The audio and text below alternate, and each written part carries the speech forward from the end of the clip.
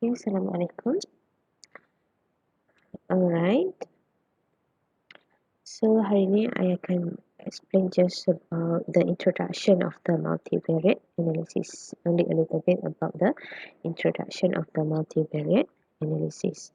Okay, so what is the multivariate analysis? Okay, multivariate analysis is used to study more complex set of data than what univariate analysis method can handle. Okay, so kita akan gunakan multivariate analysis bila melibatkan more than one variable, okay, to analyze. Contohnya, kalau macam sebelum ni, you pernah buat regression analysis contohnya kan.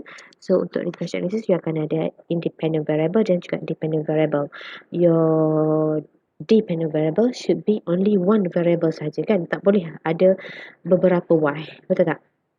And then untuk X pula, independent variable, boleh adalah several independent variable. Tapi untuk Y tu hanya ada satu variable sahaja. Barulah you boleh run regression analysis. Okay, tapi untuk multivariate analysis, bila you punya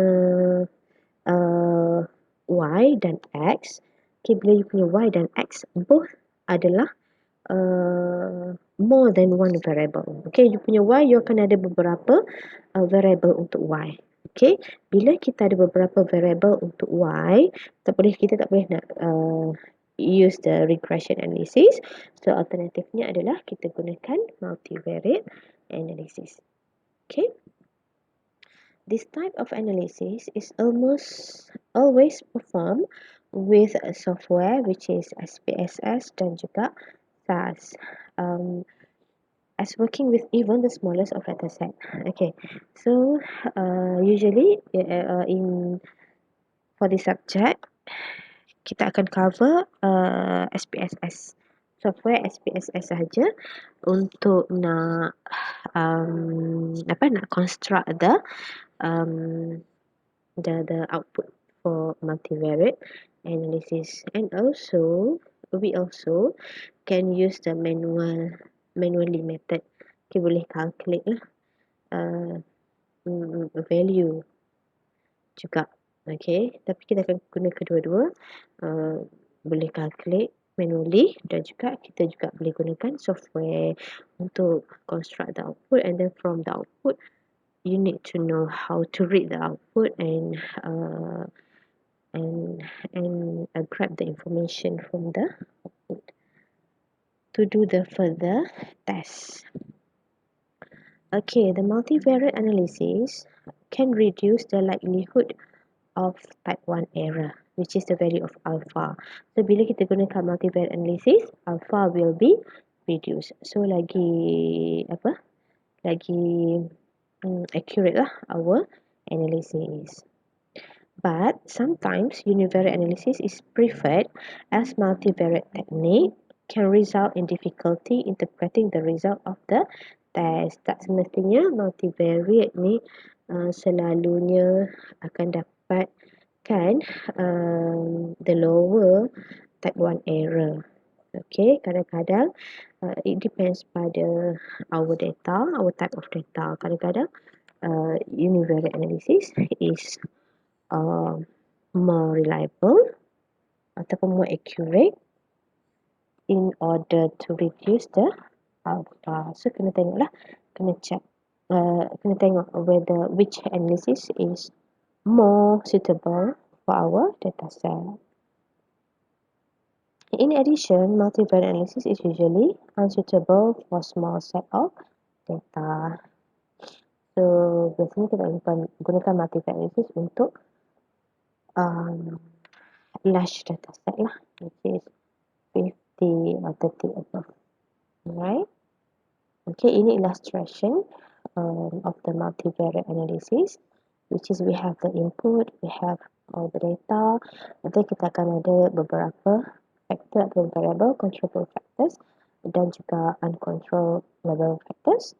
Dan pada sini kita akan proses gunakan multivariate analysis untuk dapatkan output. Okay, analyze data with measurement on many variables. Right? That's the keyword. The data includes simultaneous measurement. Okay, ada beberapa measurement, ada beberapa variable. Okay, on many variables. This methodology is called the multivariate analysis. Why the multivariate analysis is important? Okay, we have several reasons here. Okay, the first one, most people have heard of the mean, median, standard deviation, and normal distribution before this. Betul tak? Kita boleh cari mean, median, standard deviation. These are univariate or dipanggil classical statistic. Univariate statistic can be useful but are limited by only looking at one variable at a time. Okay, kita boleh tengok atau boleh kira all this value mean, median, standard deviation semua ni untuk satu variable at a time sahaja. But dia kata in reality, there's often more than one variable involved. Okay, sometimes ada kebanyakannya kita nak tengok more than one variable simultaneously. Dalam masa yang sama kita nak check untuk beberapa variable. So, the univariate can lead the wrong conclusion. Okay, sebab sepatutnya kita gunakan multivariate analysis. Okay, if it is often necessary to sample or observe or study or measure more than one variable simultaneously to understand a process or any set of sample with numerous measurement. Okay, so because of that kita gunakan multivariate analysis, which is to pattern and to find the relationship between the several variables simultaneously. Because of tadi, dependent variable kita ada beberapa variable, so kita boleh analyze that several variable simultaneously using the multivariate analysis. Okay, it let us predict the effect a change in one variable will have on other variables. Okay, simultaneously. Okay, ini application of the multivariate technique.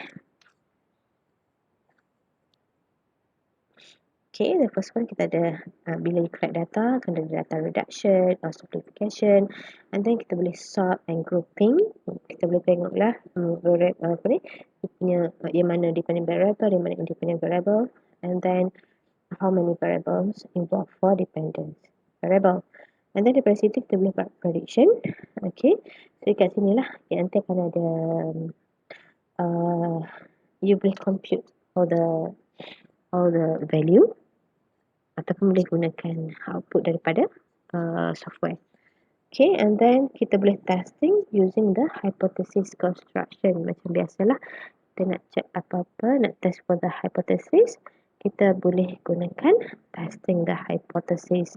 Akan ada MANOVA and so on nanti. Okay, ini yang cakap tadi, nak tunjukkan several of the example of the regression. Okay, the first one, a researcher has collected data on 3 psychological variables. Ada 3 psychological variables, 4 academic variables, and the type of educational program that the student is in for 600 high school students.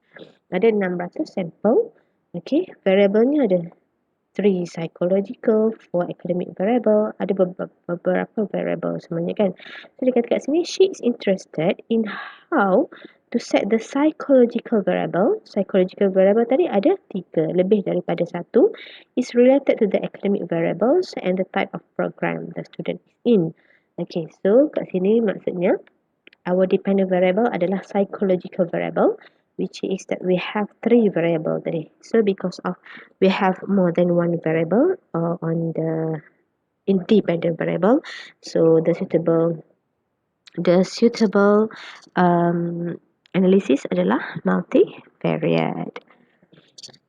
A doctor has collected data on yang kedua. A doctor has collected data on cholesterol, blood pressure, and weight.